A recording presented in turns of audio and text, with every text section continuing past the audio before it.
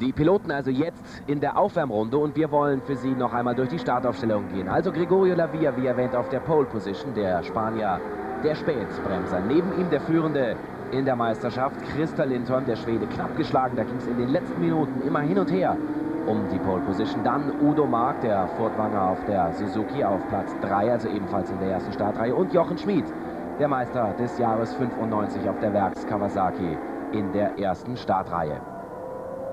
Es geht weiter mit Andy Mecklau, dem Zweiten der Meisterschaft, Brian Morrison, der Neue, Rob Phillips und Peter Linden. In Reihe 3 schließlich Robert Hüber, Harry Fahrt, Thomas Klink und Paul Leuthardt. Werner Dimperl, Richard Heinrichmeier, Uwe Pollheide und Lothar Kraus stehen in Startreihe 4. Jakob Folger, Detlef Guderian, Gerd Hafner und Heinz Platazis in Startreihe 5. Bert Neef, der Schweizer, Marcel Mendel, Matthias Bolt und Oswald Niederkircher, der Österreicher, die 6. Startreihe. Und das also die Piloten, die in diesem Rennen dabei sein werden, liebe Zuschauer. Schön, dass Sie da sind. Michael Galinski neben mir. Was kann man erwarten vom Rennen? Erleben wir eine spannende Auseinandersetzung oder siehst du einen Christer Lindholm wieder wegfahren? Lavilla vielleicht stark? Ich hoffe, dass es ein spannendes Rennen wird. Es ist einfach ja auch mal wieder eine Reifengeschichte, weil sie haben einen ganz besonderen Reifen immer im Qualifying. Da fahren alle mit Reifen, mit weichen Reifen. Es ist auch, Udo hat in der letzten Runde auch nochmal, ich habe ihn gesprochen, er sagt, er hätte es fast geschafft, ihm ist nur einer in den Weg gekommen, sonst hätte er sogar die Pool gekriegt. Also man muss gucken, wie die Reifen halten im Rennen. Gut, also eine kleine Prognose. Die Wetterbedingungen bei 18 Grad, Asphalttemperatur etwas wärmer, bei 22 Grad Bewölkung, keine Sonne momentan und schwacher Wind. Aber die Prognose in der Eifel, das wissen Sie, hier schneit es ja gelegentlich auch mal, sie ist durchaus gut, dass wir eigentlich beide Läufe im Trockenen über die Runden bringen sollten. 12 an der Zahl, jeweils pro Lauf. Kurz noch ein Blick auf einen sehr, sehr konzentrierten Gregorio Lavilla, der sich da auf die Fahne schon bereits fixiert hat, jetzt noch einmal am Stiefel dort etwas richtet. Das Feld ist da, Udo Mark. Erst wenn hinten die grüne Flagge geschwenkt wird, gibt es eine Startfreigabe. Jetzt die Situation geklärt. Alle Piloten sind auf den Plätzen. Achten Sie auf die Startampel, wie die Piloten, die sich jetzt bereits ducken, konzentrieren. Und dann geht's los. Die Ampel springt auf grün. Und wer ist am besten weggekommen? Lavilla nicht, sondern Udo Mark oder Jochen Schmid aus der 2. Reihe. Und jetzt kommt Lavilla innen auf der Bremse wieder. Und Udo Mark geht ins Castrol S als Führender hinein. Eine schwierige Situation, hier durch dieses S zu kommen, da zittert man. Gerade die erste Kurve ist ganz, ganz wichtig. Man möchte natürlich so weit wie möglich vorne sein, aber man muss auch achten, ist die Lücke da oder ist sie nicht da. Es ist sehr schwierig, mit der Ecke zu kommen. Udo Mark in Führung vor Lavilla. Jochen Schmid ist Dritter. Lindholm Vierter. Brian Morrison, der hat die Nummer 34, ist Fünfter. Dann geht es durch diese Dunlop-Kehre, eine 180-Grad-Kurve, dann voll beschleunigen hier. Viel Leistung gefallen. Es geht leicht bergauf. Ideallinie von außen her anzufahren für diese Kombination. Hier Morrison kurz im Bild und Mark tief geduckt und er sieht neben sich und kann es auch spüren, den Hauch der 11. Das ist Gregorio Lavilla, der hier bereits angreift.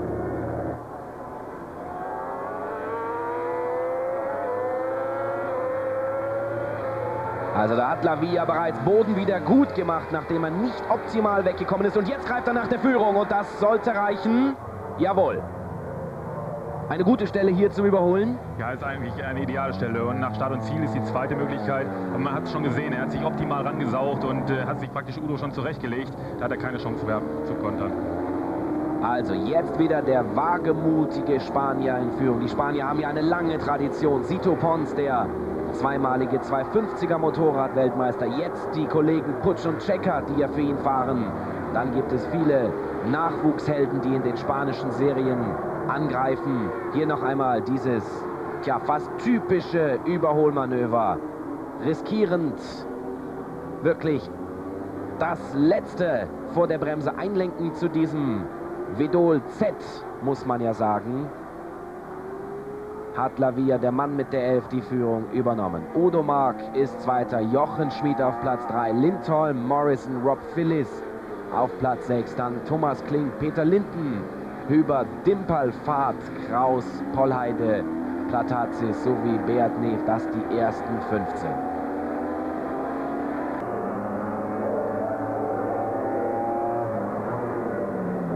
Hier im Überblick.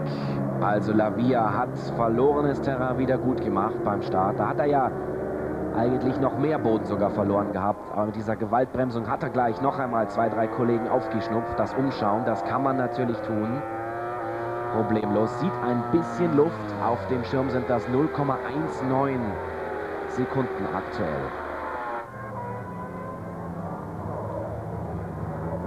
Und es hat auch einen Startunfall gegeben, den wir Ihnen noch einmal zuspielen wollen. Hier hat es einen Piloten vom Motorrad gehauen. Das ist Thomas Klink, der Deutsche, der hier gestürzt ist. Es geht ihm gut, hören wir aus der Regie. Sah schlimmer aus, da hat er sich zunächst einmal abgeschüttelt, sich kurz gewunden, aber das Okay haben wir bereits. Thomas Klink ist unverletzt. Zurück zur Spitze. Lavia muss mit seinen Reifen also über diese 12 Runden gut haushalten. Dann Mark, Schmid, Lindholm, Morrison mit der 34 auf Platz 5. Philliss, Rob Philliss, das australische Urgestein, dürfte noch auf Rang 6 fahren.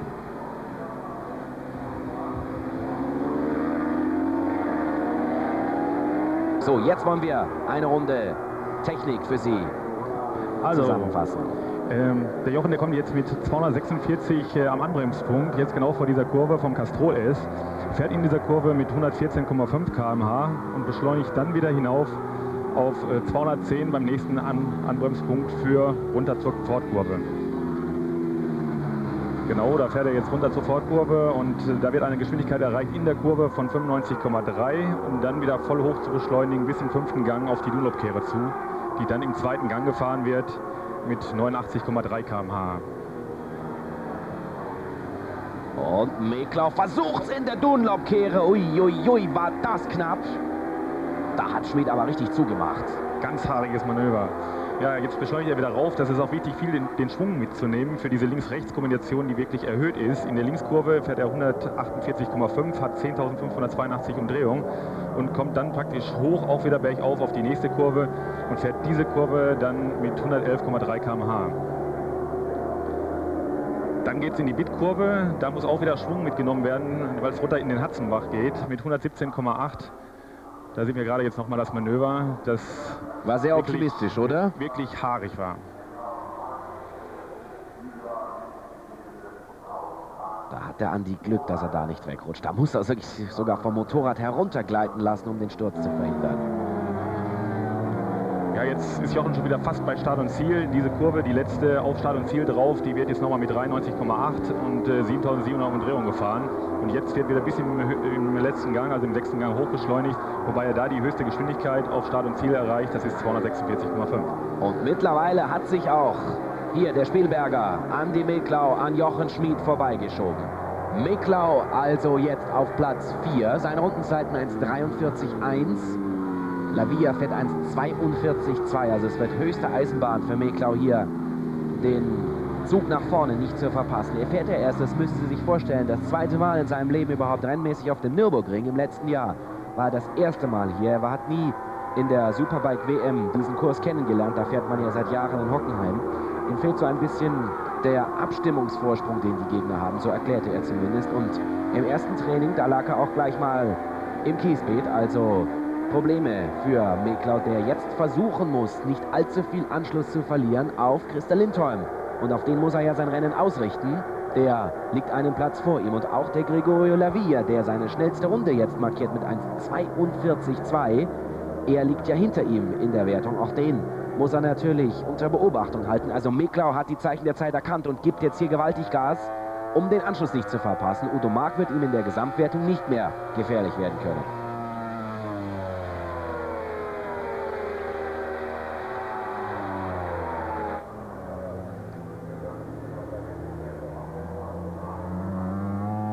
Hier Miklau auf 4, Schmid und Morrison.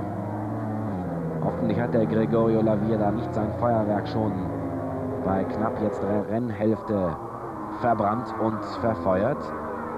Hier reißt er sich ein Visier herunter. Muss man das, obwohl man in Führung liegt, hat man da auch Probleme mit Dreck und mit Öl? Eigentlich wäre das doch für die Verfolger sinnvoller. Also da in dem Falle würde ich eher auf Mücken tippen. Also ich kam auch nach dem Training rein und habe das Visier völlig voll Fliegen und Mücken gehabt. Und da muss man auch mal ein Abreißvisier nehmen. Und jetzt sehen wir eine Situation, die wir uns eigentlich nicht so haben vorstellen können. Da kommt der Brian Morrison auf der Suzuki vom Bayer Michi Rodroff. Michi, übrigens an dieser Stelle alles Gute für die Kniescheibe. Sei bald wieder da. Wir wissen, er sitzt natürlich zu Hause vorm Bildschirm und wird dieses Rennen verfolgen. Und der Brian Morrison, der ist so stark und kann hier mit dem Werks-Kawasaki-Piloten Jochen Schmid mithalten. Ja, der Brian hatte heute Morgen schon im Warm-up, sie haben ganze Training ein bisschen mit dem Setup gehadert. Die Dämpfung war hinten, hat nicht ganz so gut funktioniert. Und das haben sie jetzt eigentlich ganz gut im Griff. Und der war guter Dinge, der ist heute Morgen im Warm-up schneller gefahren als im Training. Achtung, Christer Lindholm gegen Udo Mark und er setzt sich durch. Jetzt hat er aber die schlechtere Linie. Also kurzzeitig Lindholm hier vor Udo, aber der hat da sofort gekontert. Also auch im Kampf um Platz 2, Spannung. 1:41,99 für Lindholm. Und jetzt greift er wieder an. Aber Udo ist spät da in den Eisen. Gregorio Lavia, hier sehen Sie den Abstand. Das sind immer noch 1,07 Sekunden jetzt bei Start und Ziel.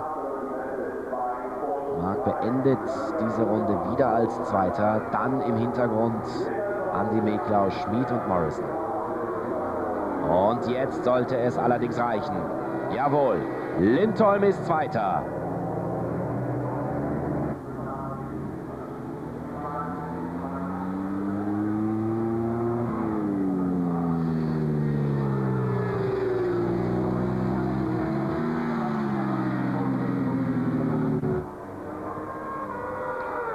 Und wir hören aus dem Start- und Zielraum, dass es beginnt ganz minimal zu tröpfeln, liebe Zuschauer. Wollen wir nicht hoffen, dass 5 Runden vor Schluss jetzt der Regen, hier sehen wir nochmal dieses gekonnte Manöver, dass der Regen jetzt hier die Karten noch einmal neu mischt. Wie lang kann man in etwa auf dem Nürburgring fahren? Wie stark kann es regnen, dass man mit Slicks noch Haftung hat? Also es ist so, wenn es wirklich anfängt richtig zu regnen, bin ich sicher, dass es abgebrochen wird, weil es ist nicht als Wettrace, also als Regenrennen gestartet worden. Und dann wird der Rennleiter, wenn es wirklich mehr tröpfelt, wird das abbrechen. Also sollten wir noch 2, 3 Runden bei diesen Bedingungen hinter uns bringen können, dann gibt es auch die volle Distanz, dann kann man das Rennen abbrechen. Und jetzt ist Lavia in Problemen. Hier gehen Lindholm und Udo Mark Seite an Seite neben Lavia, aber nur Lindholm kann den Spanier überholen. Hat er sich da vielleicht verschaltet? Da war er ja plötzlich, hat er ja plötzlich Längen verloren. Es kann durchaus sein, dass er da den Gang nicht richtig gefunden hat, weil die beiden anderen kamen so schnell auf, dass er da vielleicht den Gang nicht getroffen hat. Profitiert hat davon Christer Lindholm, der die Führung hat. Aber da gibt es Kopfschütteln bei Lavia. Auch Lindholm. Zeigen Sie Regen an vielleicht? Das kann durchaus sein, dass es hinten schon etwas mehr tröpfelt und dass sie deswegen wirklich jetzt aufmerksam machen, dass es abgebrochen werden soll. Und Mark ist jetzt auch vorbei an Lavia. Also wir müssen da die Situation jetzt auf dem hinteren Teil der Strecke genau beobachten. Da gab es zumindest auf der Start-Zielgeraden deutliches Kopfschütteln. Und ich sehe auch auf der Start-Zielgeraden bereits hektische Aktivitäten. Da gibt es eine Fahne, die zumindest herausgehalten wird. Und ich glaube, wenn ich das richtig gedeutet habe, noch eine Runde soll gefahren werden. Das heißt, es sähe so aus, als wären wir jetzt in der letzten Runde. Das wäre die 8., nach der gewertet würde. Ich glaube, die Piloten haben dieses Zeichen bekommen. Also diese Flagge, die er jetzt im Moment zeigt, diese rot-gelbe, heißt eigentlich so viel wie Öl oder beziehungsweise irgendwas auf der Strecke. Es kann in diesem Fall auch Regen sein. Er zeigt nach oben, ja. Der Rennleiter, und sagt damit, wir wollen weiterfahren, wir wollen noch zu Ende kriegen das Rennen. Okay, also man versucht hier die Situation auszubalancieren, so möchte ich sagen, dass wir dieses Rennen noch unter regulären Bedingungen zu Ende kriegen. Aber das ist verdammt glatt, sehe ich das richtig? Ja, also meine persönliche Meinung wäre abzubrechen, aber der Rennleiter hat sicherlich seine spezielle Meinung, weil es ist so, man musste ja 2/3 von der Renndistanz fahren, dann wird es als volles Rennen gewertet. Also hätten wir nach 8 Runden diese 2/3 Distanz absolviert, liebe Zuschauer. Jetzt sind wir in der 9. Runde. Ich sehe keinen Grund, warum man hier nicht zur schwarz-weiß karierten Flagge greifen sollte. Wir haben das Kopfschütteln der Piloten gesehen. Es gab diese rot-gelb lackierte Flagge. Und schauen Sie mal, wie der Lindholm sauer ist, dass da nicht abgebrochen wird. Also, die Piloten müssen es doch besser wissen. Da muss man doch reagieren. Also das ist unverständlich. Also im Moment ist es wirklich so, die müssten sich jetzt zusammenraffen und wirklich aufhören. Jetzt geht der Rennleiter auch wirklich mit der roten Fahne hin und wird abbrechen, weil es ist unverantwortlich, da noch weiterzufahren. Also das ist zu spät, meine Herren. Eine Runde zu spät. Der Rennleiter steht mit der roten Flagge bei Start und Ziel. Allerdings müssen die Piloten natürlich jetzt noch einmal im Rennspeed hier um den Kurs kommen. Etwas unverständlich, dass man hier vorher nicht Sicherheit hat vorgehen lassen. Jetzt gibt es Rot gleich Abbruch. 3 Runden vor Schluss für jeden, der jetzt durchs Ziel kommt. Wir blicken auf die Reihenfolge. Lindholm, Marc Lavia, Schmid, Phyllis, Meklau heißt sie. Also, da hat es viele Probleme gegeben, auch überrundete Piloten. Da fährt der Christa Lindholm fast schon aufrecht durch die Kurven. Hier muss man balancieren. Das kommt nicht so herüber, wie unterschiedlich glatt, wie rutschig diese Piste ist. Es ist nicht voll nass, aber an manchen Stellen einfach zu nass, um hier in Schräglage Motorradrennsport zu betreiben. Das muss man so deutlich sagen. Auch jetzt ein Handzeichen von Udo Mark. Das Rennen ist abgebrochen. Die Piloten haben verlangsamt. Also an verschiedenen Stellen auf der Strecke gibt es jetzt die rote Flagge. Und somit geht dieses Abbruchrennen an Christa Lindholm, der also in 15 Minuten und 35 Sekunden hier gewonnen hat. Eine völlig richtige Entscheidung. Unserer Meinung nach hätte man hier durchaus früher da zugreifen müssen, hier die rote Fahne herauszuholen. Man kann auch, glaube ich, auf dem Slickreifen gut sehen, wie glatt es ist. Und das ist die Folge dieser Situation.